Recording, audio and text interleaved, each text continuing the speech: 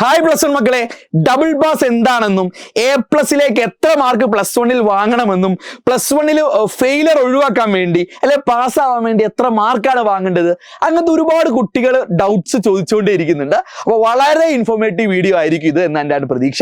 അപ്പോൾ വേഗം ഒന്ന് വീഡിയോ ലൈക്ക് ചെയ്യുക, കൂടുതൽ പേരിൽ എത്തിക്കാൻ വേണ്ടി അത് സഹായിക്കും. ആൻഡ് നിങ്ങൾ ഫ്രണ്ട്സിന് ഒന്ന് ഇത് ഫോർവേഡ് ചെയ്ത് കൊടുക്കുക. കാരണം ഒരുപാട് പേർക്ക് ആശ്വാസകരമായ ഒരുപാട് ഹാപ്പി ന്യൂസ് ബേസിക്കലി ഈ വീഡിയോയിലുണ്ട്. ഏതൊരു പ്ലസ് വൺ വിദ്യാർത്ഥിയും അറിഞ്ഞിരിക്കേണ്ട ഒരു കാര്യമാണിത്. അപ്പൊ ഇത് ആരെങ്കിലും ഫ്രഷ് നോളജ് ആണെങ്കിൽ അത് താഴെ കമന്റ് കൂടി ചെയ്യണേ. സോ സ്റ്റാർട്ട് ചെയ്യാം. ആദ്യം തന്നെ ഒരു ഹാപ്പി ന്യൂസ് പറയാം. പ്ലസ് വൺ റിസൾട്ട് വരുമ്പോൾ സമയത്ത് നിങ്ങളുടെ എക്സാം 6 സബ്ജക്റ്റും എക്സാം എഴുതി ഒരു കുട്ടി പോലും ഫെയിൽ ആവുകയില്ല. ഗ്യാരണ്ടിയാണ്, ഞാൻ പറയുകയാണ്. പ്ലസ് വണ്ണിൽ റിസൾട്ട് വരുമ്പോൾ നിങ്ങൾ ആരും തോൽക്കില്ല. നിങ്ങളുടെ റിസൾട്ടിന്റെ അവിടെ ഒരിക്കലും അവിടെ നിങ്ങൾ ഫെയിൽഡ് എന്നോ not eligible for higher studies ഒന്നും എഴുതി കാണിക്കില്ല. നിങ്ങൾക്ക് അവിടെ ഒരു ഗ്രേഡും കാണിക്കില്ല. ചില കുട്ടികൾ പറയും, സാർ പ്ലസ് വണ്ണിൽ എനിക്ക് ഫുൾ എ പ്ലസ് ഉണ്ടായിരുന്നു. പ്ലസ് വണ്ണിൽ എ പ്ലസോ ബി പ്ലസോ സി പ്ലസോ അങ്ങനെ ഒരു കൺസെപ്റ്റ് തന്നെ ഇല്ല. പ്ലസ് വൺ റിസൾട്ട് വരുന്ന സമയത്ത് നിങ്ങൾ നിങ്ങളുടെ സീനിയേഴ്സിനോട് ചോദിച്ചു നോക്കാം. അവിടെ റിസൾട്ടിന്റെ സ്ക്രീൻഷോട്ട് നോക്കിയാൽ മനസ്സിലാകും അതിൽ എന്ത് മാത്രമേ കാണൂ, നിങ്ങൾ പ്ലസ് വണ്ണിൽ വാങ്ങിയ മാർക്കുകൾ മാത്രമേ കാണുകയുള്ളൂ. ഒരിക്കലും ഗ്രേഡോ ഫെയിൽ എന്നോ പാസ് എന്നോ ഒന്നും അവിടെ എഴുതി കാണിക്കുകയില്ല. അപ്പോൾ അതൊരു ഹാപ്പി ന്യൂസ് അല്ലേ? റെഡി. ഇനി ബാക്കി പറഞ്ഞുതരാം. ഇനി എങ്ങനെയാണ് ഈ പാസ് എന്ന് പറയുന്ന കൺസെപ്റ്റും ഡബിൾ പാസ് എന്ന് പറയുന്ന കൺസെപ്റ്റും എന്നാണ് പറഞ്ഞുതരാം. അപ്പൊ അതിനു മുമ്പ് ജസ്റ്റ് ചെറിയൊരു കാര്യം മനസ്സിലാക്കണം. നമുക്ക് സബ്ജക്ട്സിനെ പ്രധാനമായി ഇങ്ങനെ തരംതിരിക്കാം. ലാബ് ഉള്ള സബ്ജക്റ്റും ലാബ് ഇല്ലാത്ത സബ്ജക്റ്റും. ഞാൻ സയൻസിന്റെ എക്സാമ്പിൾ വെച്ചിട്ടാണ് പറയുന്നത്. അപ്പൊ അതിൽ കൊമേഴ്സ് ഹ്യൂമാനിറ്റീസ് കുട്ടികൾ ആരെങ്കിലും ഉണ്ടെങ്കിൽ നിങ്ങൾ അതിന്റെ കറസ്പോണ്ടിങ് ആയിട്ട് ഒന്ന് മനസ്സിലാക്കിയാൽ മതി. വലിയ കോംപ്ലിക്കേഷൻ ഒന്നും നല്ലത്. ഓക്കെ. അപ്പം ലാബ് ഉള്ള സബ്ജക്റ്റുകൾ നിങ്ങൾക്ക് അറിയാം. For example physics, chemistry, maths, bio അല്ലെങ്കിൽ CS. ഈ സബ്ജക്റ്റുകൾ പ്ലസ് വണ്ണിലാണെങ്കിലും പ്ലസ് ടുവിലാണെങ്കിലും നമ്മൾ തിയറി ആയിട്ട് എഴുതുന്നത് 60 മാർക്കിന് മാത്രമാണ്. അതുപോലെ തന്നെ ടീച്ചേഴ്സ് തരുന്ന 20 മാർക്ക് CE ഉണ്ടാവും. അപ്പൊ പ്ലസ് വണ്ണിൽ നിങ്ങൾ 80 മാർക്കായിരിക്കും ഈ സബ്ജക്ട്സിന്റെ മാർക്ക് ടോട്ടൽ ഉണ്ടായിരിക്കുക. ആ 80-ൽ നിങ്ങൾ എത്ര വാങ്ങി എന്ന് മാത്രമേ പ്ലസ് വൺ റിസൾട്ട് വരുന്ന സമയത്ത് മനസ്സിലാവുകയുള്ളൂ. അല്ലാതെ അതിനൊരു ഗ്രേഡ് ഒന്നുമില്ല കേട്ടോ. ആൻഡ് അതിന് ബേസിക്കലി പാസ് ഒന്നും എഴുതി വെക്കില്ല, ഡബിൾ പാസ് ഒന്നും എഴുതി വെക്കില്ല. ഇനി ലാബ് ഇല്ലാത്ത സബ്ജക്ട്സ് ഉണ്ട്.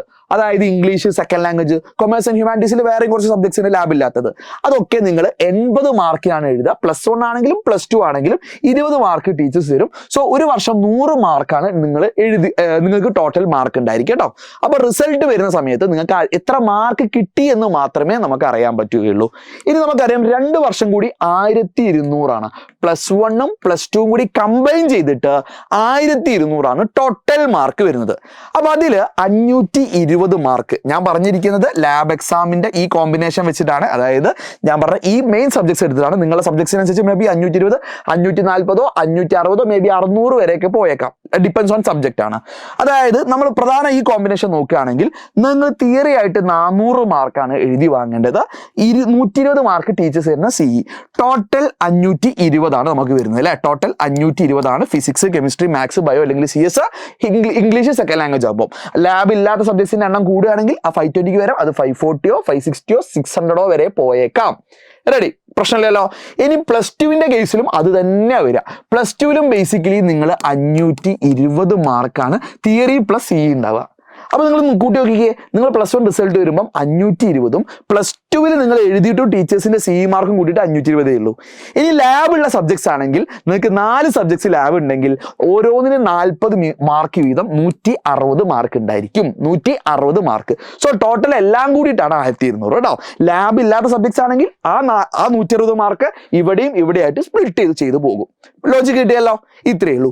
ഇനി പ്രധാന പ്രശ്നം നിങ്ങളുടെ പാസ് വര കൺസെപ്റ്റ് അല്ലേ.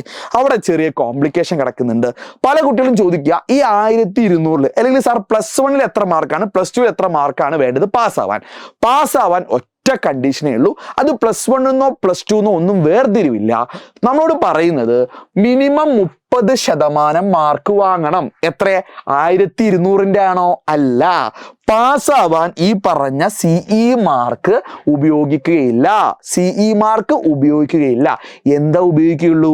തിയറി എക്സാമിന്റെ TEയുടെ മാർക്കേ കൺസിഡർ ചെയ്യുകയുള്ളൂ. തിയറിയുടെ മാർക്ക് മാത്രമേ കൺസിഡർ ചെയ്യുകയുള്ളൂ.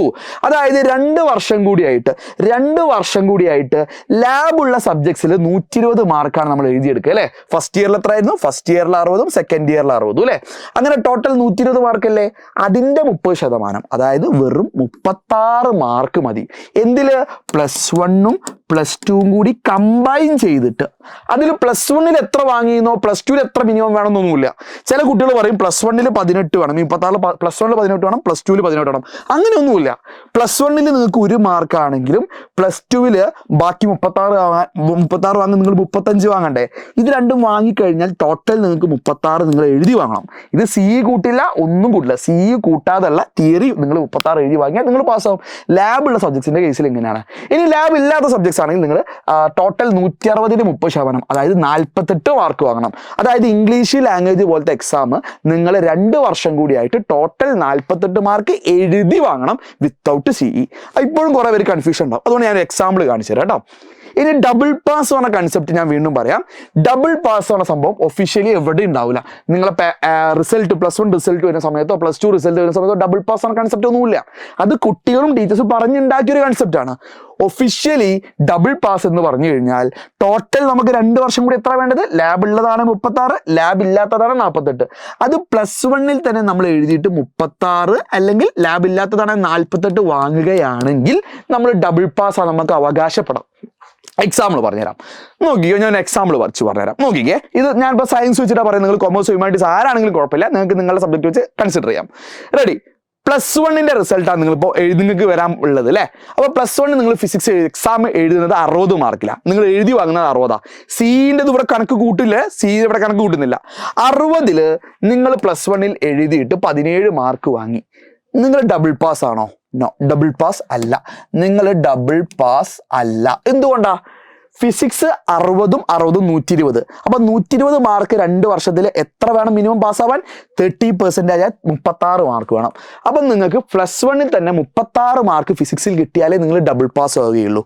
അപ്പൊ ഇനി നിങ്ങൾ പ്ലസ് 2-ൽ എത്ര മാർക്ക് മിനിമം വാങ്ങണം പാസ്സാവണമെങ്കിൽ? ഇനി പിന്നെ ഡബിൾ പാസ് എന്ന കൺസെപ്റ്റ് പ്ലസ് 2-ൽ ഇല്ല. പ്ലസ് 2-ൽ ഡബിൾ പാസ് ഇല്ല. 36 ഇവിടെ തന്നെ വാങ്ങുകയാണെങ്കിൽ നിങ്ങൾ ഡബിൾ പാസ് ആണെന്ന് പറയാം, ഒരു പേരിന്. ഇനി നിങ്ങൾക്ക് സ്റ്റിൽ പാസ്സാവാം. അതിനുവേണ്ടി നിങ്ങൾ എത്ര വാങ്ങണം? ഇനി 36-ലേക്ക് നിങ്ങൾക്ക് എത്ര വേണം? 15 മാർക്ക് വേണം അല്ലേ? അപ്പോൾ 15 അല്ലടാ, 36-ലേക്ക് ഇനി എത്ര വേണം? 19 മാർക്ക് വേണം. ആ 19 നിങ്ങൾ പ്ലസ് 2-ൽ വാങ്ങിയിരിക്കണം. അപ്പോൾ 17 + 19 36 മാർക്കാവും. അപ്പം നിങ്ങൾ എന്താവും? ഓട്ടോമാറ്റിക്കലി പ്ലസ് 2-ൽ എന്താവും? പ്ലസ് 2-ൽ പാസ്സാവും. ഡബിൾ പാസ്, പ്ലസ് 1-ൽ ഡബിൾ പാസ് വേണമെങ്കിൽ നിങ്ങൾ ഇവിടെ തന്നെ 36 മാർക്ക് വാങ്ങണമായിരുന്നു. ഇനി വാങ്ങാൻ പറ്റിയില്ല, നിങ്ങൾ പ്ലസ് 2-ൽ കൂടുതൽ പഠിച്ചാൽ മതി. പ്ലസ് 2-ൽ 19 മാർക്ക് വാങ്ങിക്കഴിഞ്ഞാൽ ടോട്ടൽ 36 പാസ്സായി. ഇനി അവിടെ നിങ്ങൾക്ക് എത്ര വരെ വാങ്ങാം? 60 വരെ അവിടെ വാങ്ങാം. അപ്പോൾ 60 + 17 നിങ്ങൾക്ക് പെർസെൻറ്റേജ് ഓട്ടോമാറ്റിക്കലി കൂടും. ഓക്കെ, അത് പിന്നെ ഗ്രേഡിനെ മാത്രമേ സഹായിക്കുള്ളൂ. വേറെ എക്സാമ്പിൾ, കെമിസ്ട്രിയിൽ ഞാൻ പ്ലസ് 1-ൽ 60-ൽ 41 മാർക്ക് എഴുതി വാങ്ങി. ബേസിക്കലി എനിക്ക് എന്ത് പറയാം? ഞാൻ ഡബിൾ പാസ് ആണെന്ന് പറയാം. ഇനി പ്ലസ് 2-ൽ ഞാൻ എക്സാം വെറുതെ അറ്റൻഡ് ചെയ്ത് പേര് എഴുതി കൊടുത്ത് 0 മാർക്ക്, ഞാൻ വെറുതെ എക്സാം എഴുതി തിരിച്ചു പോന്നു. 0 മാർക്കാണെങ്കിലും ഞാൻ പാസ്സാവും. കാരണം എന്താ? ടോട്ടൽ നമുക്ക് 36 മാർക്ക് മതിയായിരുന്നു 2 വർഷം കൂടി. അത് ഞാൻ ഫസ്റ്റ് ഇയർ തന്നെ വാങ്ങി. അപ്പൊ അതിനെയാണ് ഡബിൾ പാസ് എന്ന് പറയാം. അതായത് സെക്കൻഡ് ഇയറിൽ നിങ്ങൾ 1 മാർക്ക് പോലും വാങ്ങിയില്ലെങ്കിലും നിങ്ങൾ പാസ്സാകും എന്ന് പറഞ്ഞ മിനിമം മാർക്കില്ലേ, അതാണ് ഡബിൾ പാസ്. ലോജിക്ക് കിട്ടിയോ? ഇനി മാത്സിൽ 60-ൽ 21 ഉള്ളൂ. നിങ്ങൾ ഡബിൾ പാസ്സാണോ? പാസ്സാണ് കൺസെപ്റ്റ് പ്ലസ് 1 ഇല്ല. നിങ്ങൾ ഡബിൾ പാസ് ആണോ? അല്ല, ഡബിൾ പാസ് അല്ല.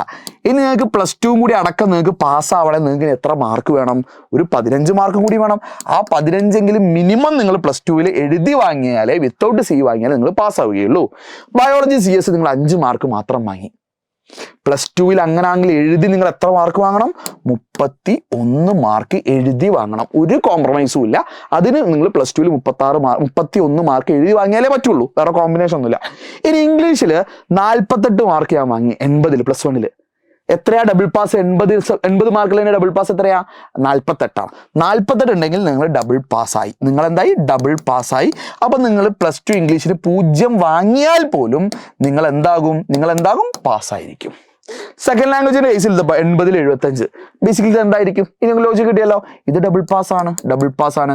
ഇനി പ്ലസ് 2 നിങ്ങൾക്ക് എത്ര കിട്ടിയാലും ബേസിക്കലി നിങ്ങൾ തോക്കില്ല. കൺസെപ്റ്റ് കിട്ടി വിചാരിക്കുന്നു. അപ്പൊ ഇതാണ് പരിപാടി. സോ ഇനി അടുത്ത പ്രശ്നമായിരിക്കും, സാർ A+ എത്ര മാർക്ക് വേണ്ടി വരുന്നത്? A+ന്റെ കേസിൽ ഇത്രയേ ഉള്ളൂ. അത് പ്ലസ് 1-ന്റെയും പ്ലസ് 2-ന്റെയും ലാബിന്റെയും ഒക്കെ ടോട്ടൽ കൂട്ടിയാൽ ഒരു സബ്ജക്റ്റിൽ 200 മാർക്ക് ഉണ്ടാവും. അതിൽ 180 മാർക്ക് സ്കോർ ചെയ്തോ, അതാണ് A+ എന്ന് പറയാം. അല്ലാതെ പ്ലസ് 1-ൽ നമ്മൾ എത്ര മാർക്ക് വാങ്ങിയാലും A+ എന്ന് പറയാൻ പറ്റില്ല. പ്ലസ് 2-ൽ എത്ര മാർക്ക് വാങ്ങിയാലും A+ എന്ന് പറയാൻ പറ്റില്ല. ടോട്ടൽ ഈ പ്ലസ് 1-ഉം പ്ലസ് 2-ഉം സിയും തിയറിയും ലാബും പ്രാക്ടിക്കൽ എക്സാം എല്ലാം കൂടി കൂട്ടിക്കഴിഞ്ഞാലേ നമുക്ക് എന്ത് പറയാൻ പറ്റൂ? നമുക്ക് A+ലേക്ക് എത്താൻ പറ്റൂ. ഒരു എക്സാമ്പിൾ വെച്ച് പറയാം. ഒരു സബ്ജക്റ്റിൽ ലാബുള്ള സബ്ജക്റ്റാണ് കേട്ടോ, ലാബുള്ള സബ്ജക്റ്റിൽ എത്ര +1 45 മാർക്ക് എഴുതി വാങ്ങി 20 മാർക്ക് സിയും കിട്ടി. അപ്പോൾ +1 എത്ര കിട്ടി? +1 80 ഇപ്പൊ എത്ര കിട്ടി? 80 15 മാർക്ക് നഷ്ടപ്പെട്ടത്. അപ്പൊ 80 15 മാർക്ക് നഷ്ടപ്പെട്ടാൽ 65 മാർക്ക് ഉണ്ട് കേട്ടോ. പക്ഷെ +2 പുള്ളി നന്നായി പഠിച്ചു. +2 സി ഫുൾ മാർക്ക് ഉണ്ട്, പ്രാക്ടിക്കലും ഫുൾ മാർക്ക് ഉണ്ട്. അങ്ങനെയാണ് നിങ്ങൾ ആലോചിച്ച് നോക്ക്, അയാൾക്ക് മിനിമം എത്ര മാർക്ക് വേണം? അവിടെ നിങ്ങൾ ആലോചിച്ച് നോക്ക്. ഇനി ഇയാൾക്ക് +1 15 മാർക്ക് നഷ്ടപ്പെട്ടിട്ടുണ്ട്, ഇയാൾക്ക് മിനിമം 180 വേണം. അപ്പം ബേസിക്കലി ഇനി അയാൾക്ക് സ്കോർ ചെയ്യാൻ പറ്റിയ എത്ര ആയിരിക്കും? +1 ഇമ്പ്രൂവ്മെന്റ് ഒന്നും ചെയ്തിട്ടില്ലെങ്കിൽ ഇനി പുള്ളിക്ക് 185 സ്കോർ ചെയ്യാൻ പറ്റും. കാരണം +1 15 മാർക്ക് ഓൾറെഡി നഷ്ടപ്പെട്ടു അല്ലേ? ഇനി +2 പുള്ളിക്ക് എത്ര മാർക്ക് വേണ്ടി വരും? 185 പുള്ളിക്ക് പിന്നെ ഒരു 5 മാർക്ക് കൂടി നഷ്ടപ്പെടാം. ഒരു മിനിമം 55 മാർക്കെങ്കിലും പുള്ളി എഴുതി വാങ്ങണം അല്ലേ? അപ്പൊ ടോട്ടൽ ഇവിടെ നഷ്ടപ്പെട്ട 15ഉം ഇവിടുത്തെ 5ഉം കൂട്ടി കഴിഞ്ഞാൽ 180 മിനിമം എത്താം. ഇത് മിനിമം എത്തുന്ന കണക്കാട്ടോ. അപ്പോൾ ഇത് കിട്ടണമെങ്കിൽ നിങ്ങൾ എന്ത് ചെയ്യണം? ലാബിന് ഫുള്ള് വാങ്ങണം, സി ഒക്കെ ഫുള്ള് വാങ്ങണം. അപ്പൊ അതെല്ലാം കൂടി കൂട്ടിയിട്ട് നിങ്ങൾ തിയറി എത്ര വാങ്ങണം എന്ന് മിനിമം കണക്ക് നിങ്ങൾ തന്നെ കാൽക്കുലേറ്റ് ചെയ്ത് നോക്കുക. +1 നിങ്ങൾക്ക് കൂടുതൽ മാർക്ക് നഷ്ടപ്പെട്ടിട്ടുണ്ടെങ്കിൽ നിങ്ങൾ എന്ത് ചെയ്യണം? അത് +1 തിയറിയിൽ മേക്കപ്പ് ആവണം. ഇനി +1 ഫോർ എക്സാമ്പിൾ ഇവിടെ 45 അല്ല, ഇവിടെ 20 മാർക്കേ ഉള്ളൂ. A+ പിന്നെ കിട്ടാൻ ചാൻസ് ഉണ്ടോ? ഇല്ല. കാരണം എന്തുകൊണ്ടാ? 40 മാർക്ക് ഇവിടെ ഓൾറെഡി എഴുതി നഷ്ടപ്പെട്ടു. 240 കുറച്ച് കഴിഞ്ഞാൽ ഓൾറെഡി 160 എത്തിപ്പോയി. ഇനി അത് ഇമ്പ്രൂവ്മെന്റ് എഴുതി ഈ 40 കുറച്ച് ബെറ്റർ ആക്കിയാൽ ഈ +2 കൂടെ കൂട്ടി ടോട്ടൽ 180 ആക്കാനേ പറ്റുള്ളൂ. അപ്പോൾ +1 മാർക്ക് നഷ്ടപ്പെട്ടാൽ ഇമ്പ്രൂവ്മെന്റ് എന്ന് പറഞ്ഞൊരു ഓപ്ഷൻ ഉണ്ടായിരിക്കും, അത് ത്രൂ നമുക്ക് ഇമ്പ്രൂവ് ചെയ്യാം. അല്ലാതെ പിന്നെ ഒരുപാട് മാർക്ക് +1 നഷ്ടപ്പെട്ടു ഇമ്പ്രൂവ്മെന്റ് ചെയ്യാതെ ഒരിക്കലും +2 നിങ്ങൾ എത്ര പഠിച്ചാലും A+ എന്ന് പറയുന്നതിലേക്ക് എത്താൻ നമുക്ക് പറ്റില്ല. കാരണം അവിടെ നഷ്ടപ്പെട്ട പോയ മാർക്ക് നഷ്ടപ്പെട്ടത് തന്നെയാണ്. സോ ക്ലാരിറ്റി കിട്ടി വിചാരിക്കുന്നു, യൂസ്ഫുൾ വീഡിയോ എന്ന് വിചാരിക്കുന്നു. ഒന്ന് ലൈക്ക് ചെയ്യുക, ഫ്രണ്ട്സിന് ഇപ്പം തന്നെ ഷെയർ ചെയ്യുക.